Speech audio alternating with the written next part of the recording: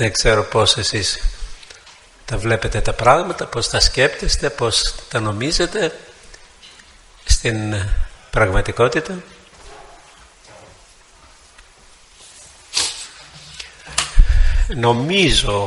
Νομίζω ότι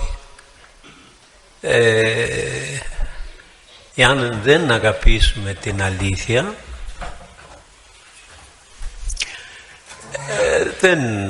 δεν θα βρούμε τον Χριστό και δεν θα γίνουμε αληθινοί χριστιανοί. Το έχουμε πει αυτό και άλλη φορά, αλλά χρήζει να το τονίσουμε τώρα. Χρειάζεται λοιπόν να γίνουμε αληθινοί, να αγαπήσουμε την αλήθεια. Αισθάνομαι την ανάγκη να ξεκινήσω από αυτό που λέει ο Απόστολος Παύλος. Δώστε μου λίγο την προς Θεσσαλονικής Δευτέρα, που λέει ο Απόστολος Παύλος στην Δευτέρα προς Θεσσαλονικής Επιστολή, και που το είδαμε αυτό και το ξαναείδαμε, αλλά πρέπει να τονίσουμε μια πλευρά που αν δεν την προσέξουμε δεν κάνουμε τίποτε. Λοιπόν, στη Δευτέρα προς Θεσσαλονικής Επιστολή ο Απόστολος Παύλος στο δεύτερο κεφάλαιο που ομιλεί για τη Δευτέρα Παρουσία, και μας καθησυχάζει. Μην ασχολείστε με αυτό το θέμα, αν θα γίνει, δεν θα γίνει, πότε θα γίνει, ότι τώρα έρχεται ο Κύριος, ύστερα έρχεται ο Κύριος. Δεν θα γίνει τίποτε αν δεν έρθει πρώτα η αποστασία και θα ακολουθήσει η παρουσία του ανώμου ανθρώπου, του Αντιχρίστου δηλαδή, και θα έρθει ο Κύριος και θα... Ναι.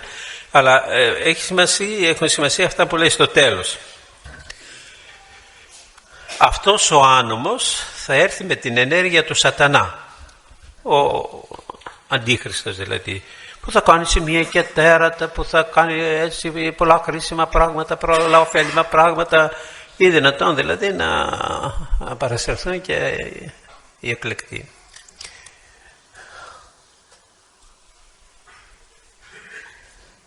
Αυτός ο άνομος θα έρθει με την ενέργεια του σατανά, θα κάνει κάθε είδος θαυματουργικές δυνάμεις με απατηλά σημεία και τέρατα. Θα παρασύρει όσους βαδίζουν προς την καταστροφή. Ναι, και εδώ να προσέξουμε. Θα παρασύρει όσους βαδίζουν προς την καταστροφή επειδή δεν αγάπησαν την αλήθεια για να σωθούν. Αλλά το θέμα νομίζω πρέπει να το δούμε βαθύτερα. Δηλαδή θα είναι τόσο μπερδεμένα τα πράγματα, θα είναι τόσο συγκεκριμένα, θα καταπλήσει ο άνομος αυτός τόσο πολύ που τελικά πώς θα καταλάβεις εσύ αν λέει σωστά πράγματα δεν λέει, αν κάνει σωστά πράγματα δεν κάνει, διότι πόσοι και πόσοι παρασύρονται. Όσοι όμως αγαπούν την αλήθεια, δεν θα τους αφήσει ο Θεός να πλανηθούν, δεν θα τους αφήσει ο Θεός, θα τους βοηθήσει εσωτερικά, δηλαδή θα τους εμπνεύσει εσωτερικά, θα τους θα ξεκαθαρίσει τα πράγματα εσωτερικά έτσι, εφόσον την αλήθεια αγαπούν και δεν επιζητούν, ας πούμε, διότι ένας ο οποίος επιζητεί να περνάει καλά, επιζητεί να, ας πούμε, να είναι η ζωή έτσι, να είναι αλλιώς η ζωή, εν πάση περιπτώσει έτσι όπως τα θέλει ο παλαιός άνθρωπος, ο οποίος παλαιός άνθρωπος δεν την υποψιάζεται καθόλου την αλήθεια του Θεού και άγεται και φέρεται. Δεν θα προσθέσουν περιπτώσεις που θα λένε ότι μα δεν βλέπετε τι καλά πράγματα λέει, δεν βλέπετε τι καλά πράγματα κάνει, δεν βλέπετε πόσο ο κόσμος σώζει από την πείνα, από το δεν ξέρω τι κτλ. Θα παρασυρθούν λοιπόν όσοι δεν αγάπησαν την αλήθεια του Θεού, θα παρασυρθούν και θα τον ακολουθήσουν. Λέει στη συνέχεια, γι' αυτό και ο Θεός θα επιτρέψει να ενεργήσει σε αυτούς οι πλάνοι, στον πολύ κόσμο δηλαδή που δεν αγάπησαν την αλήθεια του Θεού για να σωθούν. Θα επιτρέψει ο Θεός, το κείμενο λέει,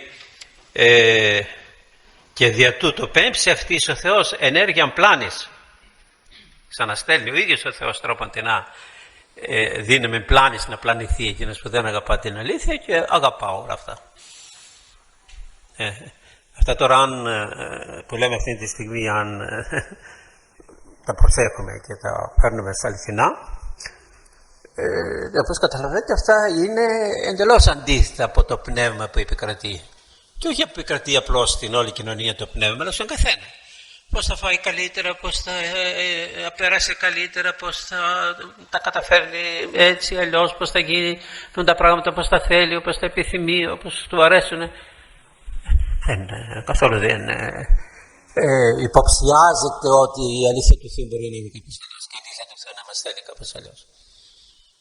Οπότε αυτός και να το έχει κατά νου, να έχει ακούσει, ας πούμε, η χριστιανική διδασκαλία, να έχει ακούσει η αδευτέρα παρουσία, να έχει ακούσει, θα το έχει κατά νου ότι θα προσέξει και δεν θα παρασυρθεί. Πώς θα προσέξει, δεν θα παρασυρθείς όταν, ας πούμε, σε όλη σου τη ζωή κινείσαι, σκέπτεσαι, αισθάνεσαι, προχωρείς κλπ. Σύμφωνα με την βούληση του παλιού ανθρώπου, ο οποίος ακριβώς θέλει αυτή την καλοπέραση. Ενώ ο Χριστός, τελεία και παύλα, το λέει. Όποιος θέλει να με ακολουθήσει θα απαρνηθεί τον εαυτό του. Όλο αυτό δηλαδή που έχει ο σημερινός άνθρωπος μέσα του σε αυτόν και που τον κάνει να γίνεται και δραστήριος, να ανοίγει δουλειές, να κάνει business, να τρέχει στο ένα στο άλλο, να αποκτήσει προσόντα, να αποκτήσει δυνατότητες, να αποκτήσει. Πού να καταλάβει τώρα αυτός ποια είναι η αλήθεια του Θεού, ή να καταλάβει ότι θα πλανηθεί έτσι ή αλλιώς, και τελικά να μπορέσει να σωθεί και να μην χαθεί. Θα παρασύρει όσους βαδίζουν προς την καταστροφή επειδή δεν αγάπησαν την αλήθεια του Θεού για να σωθούν. Γι' αυτό και ο Θεός θα επιτρέψει να ενεργήσει σε αυτούς οι πλάνοι για να πιστέψουν σε αυτό το ψέμα. Μπορεί να είσαι και χριστιανός έτσι θεωρητικά και να έχεις κάνει πολλά πράγματα και η ψυχή σου όμως μέσα ζει με αυτόν τον καημό. Να ευχαριστηθεί το εγώ, να ευχαριστηθεί αυτό που είναι παλιός άνθρωπος, αυτό που πρέπει να το απαρνηθείς και να πεθάνει. Εφόσον μέσα ο ολός καημός σου είναι αυτός, θα σε ξεγελάσουν. Όσο και αν έχεις ανοιχτά τα μάτια και όσο και αν νομίζεις ότι είσαι έτοιμος, θα ξεφύγεις. Θα αφήσει λοιπόν ο Θεός, θα επιτρέψει να ενεργήσει σε αυτούς οι πλάνοι για να πιστέψουν σε αυτό το ψέμα. Το όλο ψέμα που θα λέει ο άνθρωπος της ανομίας, ο Σατανάς. Αν ληφθεί υπόψη δε, καθώς γίνεται λόγος από τον Ευαγγελιστή Ιωάννη και γενικότερα και από τον Απόστολο Παύλο κλπ. Ότι όταν τα λέγανε αυτά, όταν τα γράφανε, πίστευαν ότι όπου να είναι θα γίνει η δευτέρα παρουσία. Έτσι, ο Θεός τους έδωσε να έχουν τέτοιο πνεύμα, να έχουν του νου τους. Δηλαδή, ο άνθρωπος ξεγελέται. Ο Ευαγγελιστής Ιωάννης λέει: ήρθε ο Αντίχριστος, ήρθαν και πολλοί Αντίχριστοι. Και ήδη, όπως υπονοεί εδώ ο Απόστολος Παύλος, ήδη το όλο πνεύμα του Αντιχρίστου ενεργεί. Δεν είναι δηλαδή τι καλά που περνούμε, αχ, αυτός θα έρθει και θα μας τα χαλάσει. Όχι. Ναι, πώς παίρνεις το ναρκωτικό, πώς παίρνεις, ας πούμε, ξέρω εγώ, ανάλογη ουσία. Και λίγο, ένα κάπνισμα δηλαδή που καπνίζεις, που είναι δηλητήριο και σιγά το συνηθίζεις κατά τέτοιο τρόπο ώστε με τίποτε δεν θέλεις να το σταματήσεις και δεν μπορείς. Επομένως μην περιμένουμε, λάθος μεγάλο, να περιμένουμε ότι όταν θα έρθει η κρίσιμη ώρα εμείς τότε θα ανοίξουμε τα μάτια, εμείς τότε θα λάβουμε τα μέτρα μας και δεν θα παρασυρθούμε. Όχι, εφόσον ας πούμε βαθύτερα ο καημός είναι αυτός, ακριβώς αυτό που θέλει ο διάβολος, αυτό που θέλει ο Σατανάς, ο οποίος Σατανάς ενεργεί στους ανθρώπους, στον άνθρωπο της ανομίας που είναι Αντίχριστος και σε όλους τους άλλους. Και αυτά διδάσκουν, αυτά κηρύττουν και δεν ξέρω εγώ πολλούς χριστιανούς που δεν ακολουθούν ας πούμε αυτές τις πλάνες και αυτά τα ψέματα για αυτές τις ενέργειες τις σατανικές. Οπότε τι κάνουμε? Γι' αυτό και ο Θεός θα επιτρέψει να ενεργήσει σε αυτούς οι πλάνοι για να πιστέψουν σε αυτό το ψέμα. Έτσι θα τιμωρηθούν όλοι όσοι δεν πίστεψαν στην αλήθεια και δέχτηκαν ολόψυχα την αδικία. Βλέπετε, καταλήγει πάλι. Μην περιμένεις διαφορετικά με τις ικανότητές σου και με τα προσόντα σου και με το ότι είσαι έξυπνος και τα λοιπά και εσύ την κρίσιμη ώρα θα καταλάβεις τι πρέπει να κάνεις. Αγαπάς την αλήθεια του Θεού, αγαπάς που είναι ο Χριστός, εγώ είμαι αλήθεια, αλλά όχι αόριστα έτσι, όχι. Η κάθε στιγμή έχει ας πούμε το ψέμα και την αλήθεια. Εσύ αγαπάς την αλήθεια ή αγαπάς το ψέμα? Το ψέμα, το οποίο ψέμα δεν είναι απλώς πας να πεις κάποιον ψέμα, το ψεύτικο αυτό, το οποίο δεν είναι του Θεού. Όταν εσύ κάνεις το κέφι σου ας πούμε, έτσι χοντρά κάνεις το κέφι σου. Και αν το κάνεις με την έννοια που δηλαδή με κυρία σε αυτό. Πάλι με βάζει να κάνω τι θέλει αυτό. Όπως σε χώρισε με Χριστέ μου και δώσ' μου τη δύναμη να μην. Ναι. Αν το κάνεις κάπως έτσι, υπάρχει μια ελπίδα, αλλά το κάνεις σαν να κάνεις το καλύτερο πράγμα που κάνεις το κέφι σου, όποιο κέφι κι αν είναι.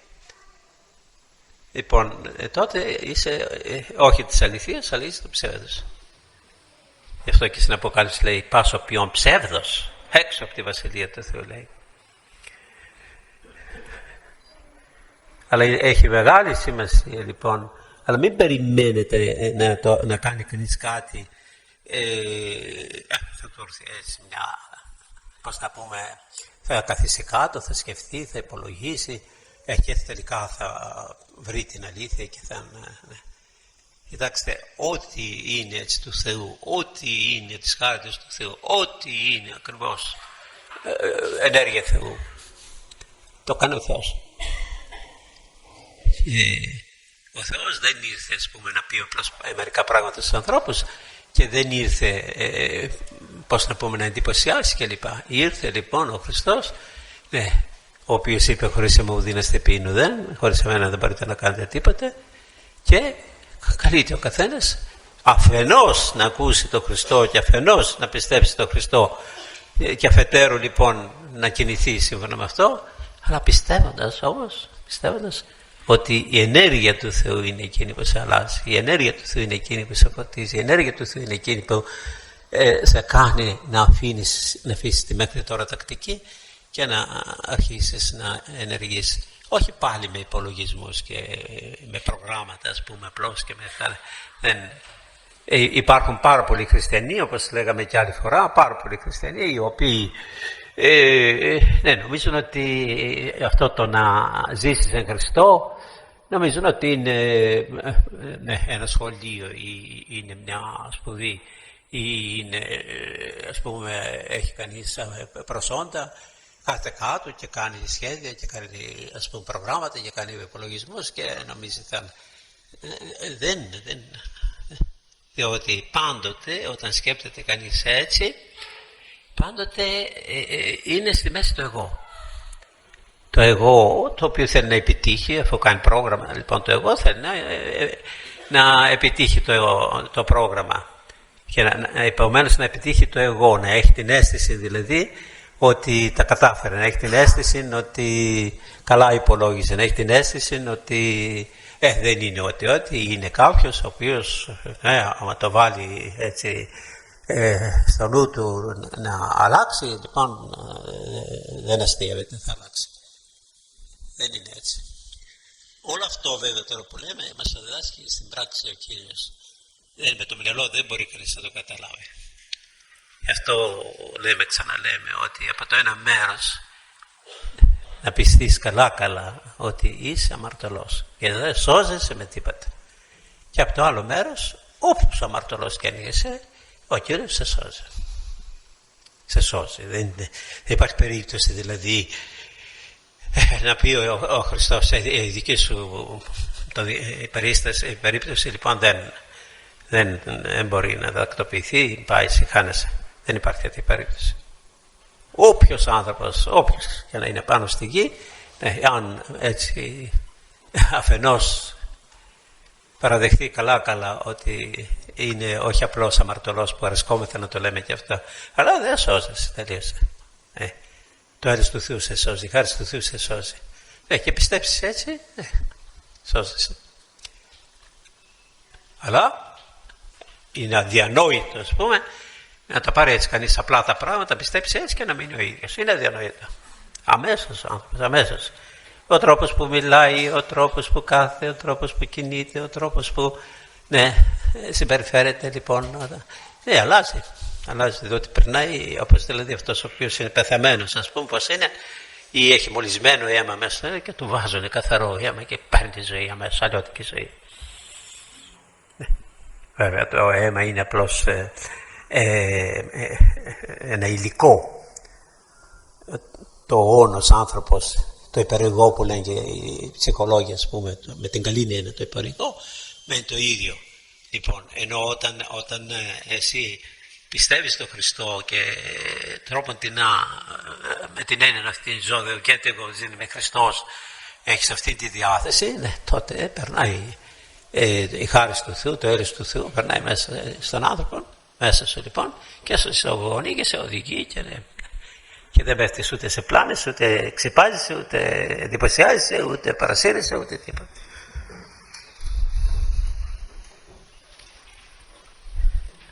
Βαθύτερο όμως ποιος είναι ο καημός? Είναι βαθιά μέσα μας αυτός ο αληθινός καημός, η αλήθεια του Θεού. Να ακολουθήσουμε τον Χριστό, ότι το πάνε είναι ο Χριστός, όχι λόγια, αλλά να το πιστέψουμε πραγματικά. Εάν λοιπόν εσύ εύχεσαι βέβαια και προσεύχεσαι βέβαια και ναι, δείχνεις ότι είσαι πιστός, είσαι του Χριστού κτλ. Αλλά όλο αυτό για να εξυπηρετηθεί το εγώ. Είτε διότι είσαι έτσι ταπεινωμένος μέσα στην κοινωνία και θέλεις να αναδειχθείς, είτε διότι να δεν ήρθαν τα πράγματα όπως τα περίμενες και θέλεις να έρθουν, είτε διότι ας πούμε είδηση δεν έχεις πάρει τι εστί να είσαι χριστιανός, τι εστί να είναι μέσα στο πνεύμα σου και μέσα στην όλη ψυχή σου να είναι η χάρη του Χριστού, ο ίδιος ο Κύριος. Αν μπορείς να λες σώδεο και εγώ ζει με Χριστός, όταν τι θα καταλάβεις, τι μπορείς να κάνεις. Έχουμε πει και άλλες φορές και έτσι σκεπτόμενο ότι σήμερα ιδιαίτερα να το τονίσουμε. Εμείς οι χριστιανοί δεν έχουμε κανένα θέμα. Δεν έχουμε κανένα θέμα και μην πείτε δηλαδή, μην τα πάρετε αμέσως έτσι αρνητικά αυτά που λέμε. Πώς δεν έχουμε θέμα διότι έχω αυτή την αρρώστια, πώς δεν έχω θέμα διότι έχω εκείνο το γεγονός, πώς δεν έχω θέμα διότι χανόμαστε από κάποιο άλλο γεγονός κτλ. Αυτά είναι υπάρκτα, τα ξέρει ο Θεός. Να που δεν μπορεί να τα αντιμετωπίσει, μη γέννητο. Μη γέννητο. Και αν αυτά υπάρχουν ακριβώς γιατί εσύ δεν βρήκες ακόμη τον δρόμο του Θεού, δεν βρήκες τον Χριστό ακόμη, ενώ διατείνεσαι ότι είσαι χριστιανός και κάνεις και κάποια πρακτικά, θα πας και στην εκκλησία, θα κάνεις και προσευχή, θα κάνεις, αλλά δεν το βρήκες ακόμη τον Χριστό, δεν αγάπησες τον Χριστό. Δεν είναι αγάπηση την αλήθεια Χριστό ακόμη.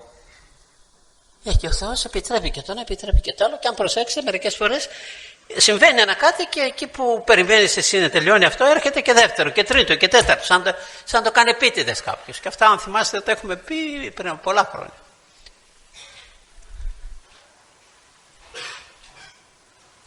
Και να, τόσο χοντροκέφαλος είναι ο άνθρωπος και τόσο αρνητικός είναι και τόσο δραστικός, τόσο εγωιστής είναι, τόσο δεν θέλει να γνωρίσει την αλήθεια και να έχει μέσα την αλήθεια και να οδηγείται από την αλήθεια, που ενώ όλα τα της ζωής του είτε συμβαίνει το ένα είτε συμβαίνει το άλλο, όλα αυτά θέλουν να του πούνε κάπου δεν βαδίζει σωστά, κάπου δεν σκέφτεσαι σωστά, κάπου δεν βρήκες ακόμη το δρόμο του Θεού, ή καλύτερα αρνείσαι να βρεις το δρόμο του Θεού, αρνείσαι να βρεις το Χριστό, την αλήθεια του Χριστού. Με αυτό λοιπόν το πνεύμα θα μπορούσαμε άνθα να πούμε, δεν έχουμε όπως ο άλλος ο κόσμος που ελπίζουν έτσι, που ελπίζουν αλλιώς, που περιμένουν έτσι, που περιμένουν αλλιώς και τα λοιπά, καθένας ας πούμε πώς θα ευχαριστηθούν καλύτερα ας πούμε. Και γεμάτο ας πούμε εκκρεμότητες, αμφιβολίες, στερήσεις όπως νομίζουν και τα λοιπά. Για έναν χριστιανό δεν υπάρχει τίποτα. Όχι με την έννοια δηλαδή ότι ζει σε γυάλινο κλουβί, αλλά με την έννοια ότι ο Θεός κυβερνάει, δεν κυβερνούν οι άνθρωποι.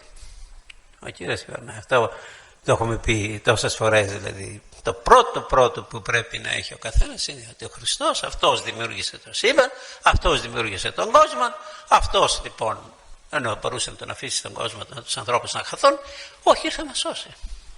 Να μας σώσει και δεν εξαρτάται η αγάπη του από τη δική μας στάση. Μας αγάπησε, λέει, συνίστησε δε την αυτού αγάπη ο Θεός στον κόσμο, ώστε έτη αμαρτωλών όντων ημών, ενώ είμαστε ούτε δίκη γυναίκα με ούτε καλοί άνθρωποι γυναίκα με τίποτα. Εκεί που ήμασταν έτσι αμαρτωλοί, και αυτό ισχύει και τώρα, δεν είναι μόνο τότε στα χρόνια εκείνα, και τώρα, όποιος και να είσαι, ο Θεός σε αγαπάει και θέλει να σε κάνει να ακούσεις, να βάλεις αυτή, να ακούσεις τι λέει και να συμμορφωθείς. Συνίστηση δε την αυτού αγάπη, ναι, ότι έτη αμαρτωλών των ημών περί ημών Χριστός απέθανε. Ναι, περί ημών. Δεν έχω την παραμικρή αμφιβολία ότι αυτή την ώρα ο Κύριος πληροφορεί τον καθένα μας, δεν με πειράζει τι είσαι. Ναι, εγώ σ' αγαπώ, αλλά σ' αγαπώ όχι να σ' αφήσω έτσι. Θυσιάζομαι, προσφέρομαι λοιπόν, και ήδη ο Χριστός είναι άνθρωπος, ήδη ο Χριστός είναι η Εκκλησία, ήδη δια των μυστηρίων μας κάνει κοινωνούς του και γίνεται κοινωνός με εμάς και φωνάζει, κραυγάζει δηλαδή ότι χωρίς να το αξίζουμε εκείνος μας αγαπάει και θέλει να μας σώσει και μας σώσει. Το πιστεύεις λέει αυτό? Όπως είπε και στη Μάρθα. Πιστεύεις λέει τούτο ότι εκείνος που πιστεύει σε μένα δεν αποθέσει, αλλά εσύ. Αν τώρα αυτά έτσι ας πούμε λέγοντας λόγια ή ακούγοντας λόγια δεν έχουν να προσφέρουν τίποτα. Αλλά κάθε λέξη που λέμε, παρακαλώ, κάθε λέξη, κάθε νόημα κτλ. Εάν το δεχθείς, δεν αντιδράσεις από μέσα, δεν έτσι αδείξεις αδιαφορία, δεν το πάρεις ότι είναι κάποια λόγια, αλλά βάλεις το νόημα της κάθε λέξης, της κάθε φράσης μέσα σου, αλλά με μια εμπιστοσύνη. Με μια εμπιστοσύνη. Και ξέρετε δηλαδή, πρακτικά η εμπιστοσύνη τα φέρνει όλα. Ναι, μόλις σε δύο Κύριος. Ότι έχεις εμπιστοσύνη, ότι και ό,τι και αν γίνει, εσύ δεν σκανδαλίζεσαι, δεν απελπίζεσαι και εκεί τρέχεις πίσω του. Ευλογήσει. Ευλογήσει. Τώρα, πώς δεν ευλογηθείς, αυτό το ξέρει ο Κύριος. Σε δοκιμάζει. Ή καλύτερα να πούμε, δεν πολύ ταιριάζει, ξέρετε, η λέξη δοκιμασία. Δοκιμάζεις κάτι το οποίο είναι. Εμάς με τον ένα τρόπο, με τον άλλο τρόπο να μας πείσει καταρχήν να αφήσουμε την αρνητικότητα, να αφήσουμε τον δισταγμό, να αφήσουμε την αμφιβολία που έχουμε. Και να τον πιστέψουμε.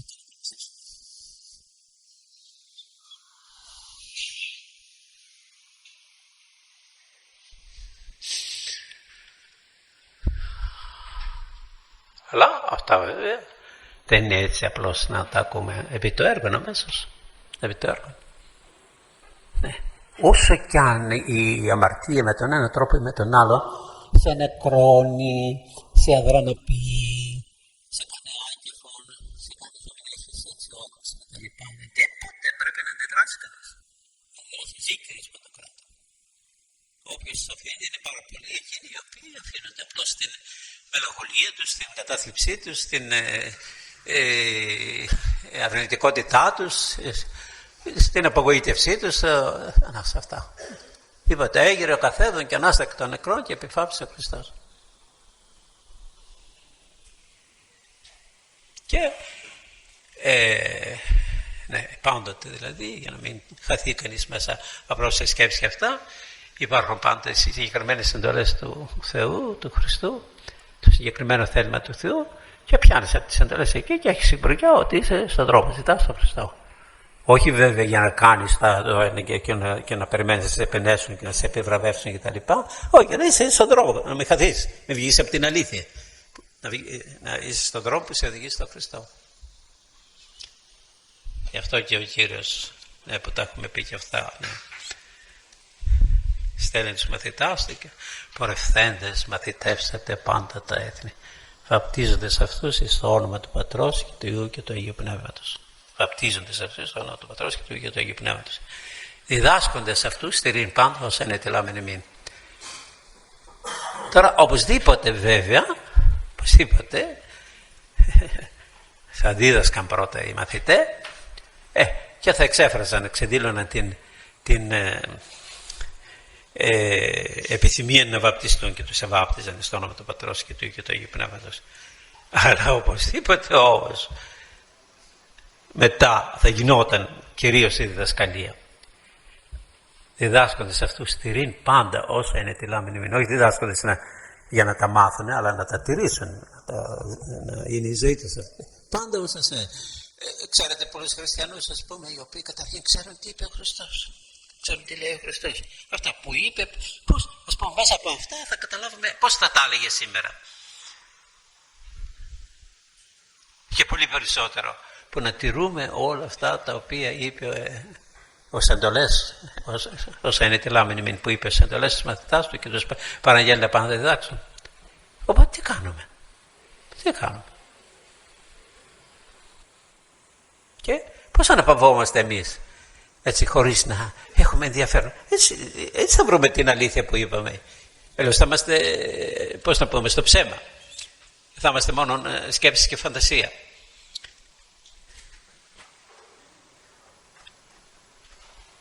Και γι' αυτό καταλαβαίνουμε καλύτερα αυτά που συνέβησαν μετά από την έλευση του Αγίου Πνεύματος και που υπάρχει και ένα βιβλίο λοιπόν που ασχολείται ειδικότερα έτσι που έγιναν ανάλογες ομιλίες στο παρελθόν που λέει ότι όλοι αυτοί οι οποίοι μετενόησαν εκείνη την ημέρα της Πεντηκοστής καθώς τους είπαν οι Απόστολοι καθενήγησαν τι θα κάνουμε, μετανοήστε και να βαπτιστείτε εις άφησαν αμαρτιών και λάβετε το Πνεύμα το Άγιο εις άφησαν αμαρτιών. Και βαπτίστησαν βέβαια και έλαβαν το Άγιο Πνεύμα κατά αισθητό τρόπο που έγινε και σε αυτούς και την ημέρα και στους άλλους που βαπτίζαν. Αλλά αυτοί όλοι λέει ήσαν προσκαρτερούντες, όχι απλώς θυμόταν πότε πάει ο κόσμος για να πάω κι εγώ να δούμε τι λένε εκεί κλπ. Ήσαν προσκαρτερούντες, επίμονα ας πούμε, βρήκαν τον δρόμο, βρήκαν τη σωτηρία. Και αυτά δεν είναι του μυαλού, τα ζούσαν εφόσον μετενόησαν αληθινά και τους δέχτηκε ο Χριστός και οι Απόστολοι εκεί και μετανοούν και τους βαπτίζουν και λαμβάνουν όπως λέει το Πνεύμα το Άγιο. Λοιπόν, έχουν μέσα τους αυτήν την νοοτροπία τώρα πλέον. Αλλά όχι όμως σαν να τους υποχρεώνει αυτή η νοοτροπία, η παρουσία του Αγίου Πνεύματος να κάνουν. Όχι, με όλη τη βούλησή τους, με όλη τη θέλησή τους δίνονται σε αυτό. Και αυτό ακριβώς τους κάνει στην πράξη να προσκαθερούν. Δεν πλέον να πηγαίνουν και που είναι οι Απόστολοι, αλλά με επιμονή και με σταθερότητα και συνέχεια.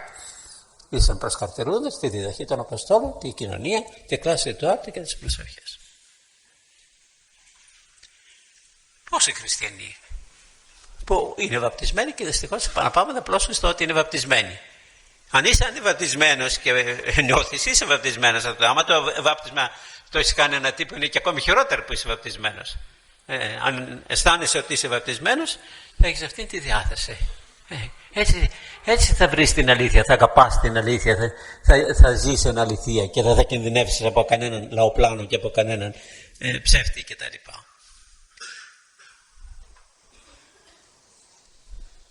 Προσκαρτερούνται στη διαδοχή κάθε μέρα, όχι απλώς.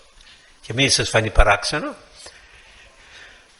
το λέγαμε αν θυμίστε ότι λένε παλαιότερα βιβλία ότι ο επίσκοπος έχει υποχρέωση εκεί στην επισκοπή του, στη Μητρόπολη του έχει υποχρέωση να συνάζει, να συγκεντρώνει το λαό, τους κληρικούς και το λαό κάθε μέρα και πρωί και βράδυ και να τους διδάσκει το Λόγο του Θεού.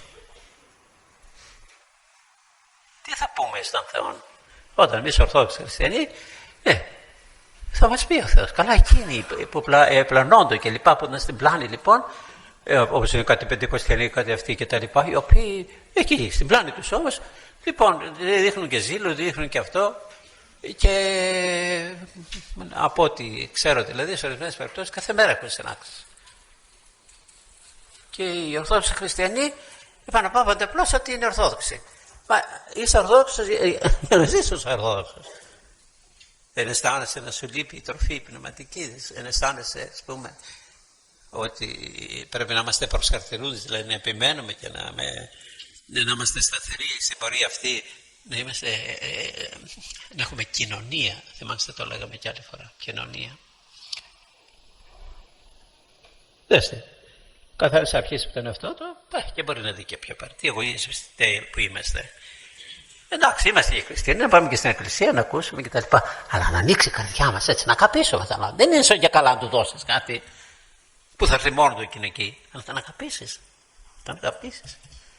Δεν σε αφήνει όφιλο το μαρισμός που έχεις, η εγωιστική αυτή η διάθεση. Απορούμε γιατί να πώς θα αγαπήσεις. Όλοι οι φροντίδες, όλος ο καημός σου είναι πώς θα ευχαριστηθεί το εγώ αυτό. Και δεν καταλαβαίνεις ότι είσαι σκλάβος. Την κοινωνία αυτό σημαίνει. Έχουμε κοινωνία, δηλαδή το Άγιο Πνεύμα, η χάρη του Κυρίου ημών Ιησού Χριστού και η αγάπη του Θεού και Πατρός και η κοινωνία του Αγίου Πνεύματος, το Άγιο Πνεύμα δηλαδή, Άγιο Πνεύμα μέσα μου, Άγιο Πνεύμα μέσα σου, στον καθένα μας λοιπόν, και μας φέρνει σε κοινωνία. Τι είδους χριστιανισμός είναι αυτός που ζούμε εμείς? Και το πολύ πολύ να δείξουμε μια ευγένεια, να δείξουμε απλώς μια ανθρωπιά κτλ. Αλλά αγάπη που δίνει ο Χριστός, αγάπη που δίνει αυτό το Πνεύμα του Θεού που είναι μέσα μας, δεν τη θέλουμε, όχι με την έννοια, αχ δεν μας την έδωσαν. Δεν τη θέλουμε. Το βάπτισμα το έχουμε. Το χρήσμα έγινε. Ήσαν προσκαρτιούντες τη διδαχή των Αποστόλων, τη κοινωνία, τη κλάση του άρτου. Για σκεφτείτε, είναι στη διάθεσή μας η Θεία Κοινωνία και ακούγα μια φορά, δεν το πολύ θέλω Πάτερ κιόλας, δεν το πολύ ποθώ. Στεναχωριέται, μήπως επειδή δεν κοινώνησε, μήπως ας πούμε, άλλο να ποθήσει από μέσα τη Θεία Κοινωνία και να είναι έτοιμος, ό,τι χρειαστεί να κάνει γι' αυτό να το κάνει. Και ήταν καρτίνοντας λέει και στις προσευχές.